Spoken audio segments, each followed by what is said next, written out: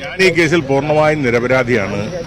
ഈ കേസ് ഹൈക്കോടതി vigilance wing ആദ്യമായി അന്വേഷിക്കുകയും ഹൈക്കോടതി വിജിലൻസ് വിശദമായി അന്വേഷിച്ച് വേറെ 3 പ്രതികളാണ് ഈ കേസിലെ കുറ്റക്കാരാണെന്ന് കണ്ടെത്തി ഹൈക്കോടതിക്ക് റിപ്പോർട്ട് സമർപ്പിക്കുകയും ആ റിപ്പോർട്ട് ഹൈക്കോടതി അംഗീകരിച്ചിരുന്നതുമാണ്. അതിനുശേഷം എ.കെ. ആന്റണിയുടെ ഗവൺമെന്റ് കാലഘട്ടം 2002-ൽ 3 ഡിവൈഎസ്പിമാരുടെ നേതൃത്വത്തിൽ 8 പോലീസ് ഉദ്യോഗസ്ഥന്മാർ ഈ കേസ് അന്വേഷിക്കുകയും ഞാൻ നിരപരാധിയാണെന്നും വേറെ ആളുകളാണ് പ്രതിയെന്നും പറഞ്ഞിട്ട് റിപ്പോർട്ട് കോടതിക്ക് സമർപ്പിക്കുകയും ചെയ്തിരുന്നു 2002-ൽ. ആ റിപ്പോർട്ട് കോടതി അംഗീകരിച്ചിട്ടുള്ളതാണ്. അതുകൊണ്ട് എന്നെ സംബന്ധിച്ചിടത്തോളം ഞാൻ ഈ കേസിൽ പൂർണ്ണമായും നിരപരാധിയാണെന്നുള്ള ആത്മവിശ്വാസം എനിക്കുണ്ട്. ആ ആത്മവിശ്വാസമാണ് എന്നെ നയിക്കുന്നത്.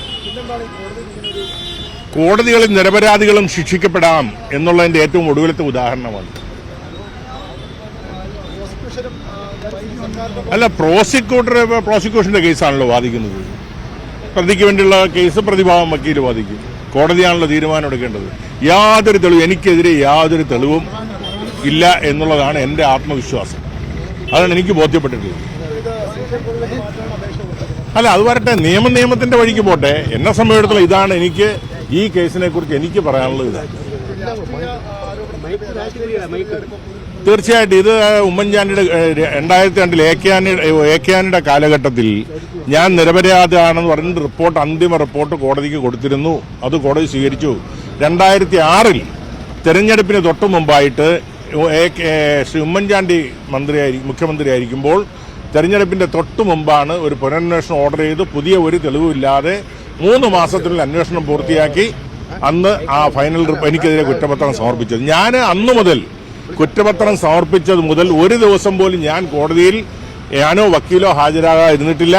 ഞാൻ അന്നു മുതൽ സമൻസ് കിട്ടി, ജാമ്യമെടുത്തു. അന്നു മുതൽ ഞാൻ കോടതിയിൽ റെഗുലറായിട്ട് ഞാനോ വക്കീലോ ഹാജരാകുന്ന ഒരു കേസാണ്. നിയമത്തിന്റെ വഴിക്ക് പോയി. ഞാനൊരു ഇന്ത്യൻ പൗരനാണ്, ജനാധിപത്യത്തിൽ വിശ്വസിക്കുന്ന ആളാണ്, നിയമത്തിൽ വിശ്വസിക്കുന്ന ആളാണ്. അപ്പൊ അതുകൊണ്ട് നിയമപരമായി നേരിടുകയല്ലാതെ എനിക്ക് വേറെ മാർഗമില്ലല്ലോ. വേറെന്താ മാർഗം? നിയമപരമായി നേരിടുകയല്ലാതെ മാർഗമില്ല. നിരപരാധികൾ എത്ര പേര് ശിക്ഷിക്കപ്പെട്ട് ഇന്ന് ജയിലുകളിൽ കഴിയുന്നുണ്ട്. ഞാൻ 100% ഈ കേസിൽ നിരപരാധിയാണെന്നുള്ള കാര്യത്തിൽ എനിക്ക് നല്ല ഉത്തമബോധ്യമുണ്ട്.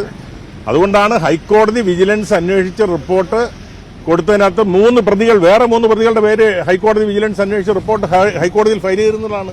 അത് ഈ കോടതിയിൽ ഹാജരാക്കിയിട്ടുണ്ട്. അതുപോലെ എ.കെ. ആന്റണിയുടെ ഭരണകാലത്താണ്, അല്ലാതെ LDFന്റെ ഭരണകാലത്തിൽ. എ.കെ. ആന്റണിയുടെ ഭരണകാലത്ത് 2002-ൽ 3 ഡിവൈഎസ്പിമാർ, 2 സർക്കിൾ ഇൻസ്പെക്ടർമാർ, 2 സബ് ഇൻസ്പെക്ടർമാർ അടങ്ങുന്ന സംഘം അന്വേഷിച്ച് ഞാൻ ഈ കേസിൽ പൂർണ്ണമായി നിരപരാധിയാണെന്ന് 2002-ൽ കോടതിയിൽ റിപ്പോർട്ട് സമർപ്പിച്ചിരുന്നതാണ്.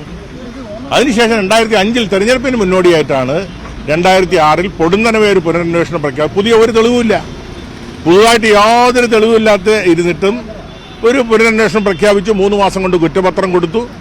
അതിന്റെ വിചാരണയിൽ ഞാൻ ഹാജരായി. ഇപ്പോൾ കോടതി എടുക്കുന്ന എന്ത് തീരുമാനവും ഞാൻ അംഗീകരിക്കും. കോടതിയിലൊക്കെ ബോധിപ്പിച്ചിട്ടുണ്ട്, കോടതിയെ ബോധ്യപ്പെടുത്തിയിട്ടുമുണ്ട്. അത് ഇപ്പം എന്ത് ചെയ്യാനൊക്കെ. അതിൽ ഞാൻ പറയുന്നത്, നിരപരാധികളും ചില കാലഘട്ടങ്ങളിൽ ചില കേസുകളിൽ ശിക്ഷിക്കപ്പെടുന്ന ചരിത്രമുണ്ട്. അതിന്റെ ഏറ്റവും ഒടുവിലത്തെ ഉദാഹരണമാണിത്. ഓക്കെ, ശരി.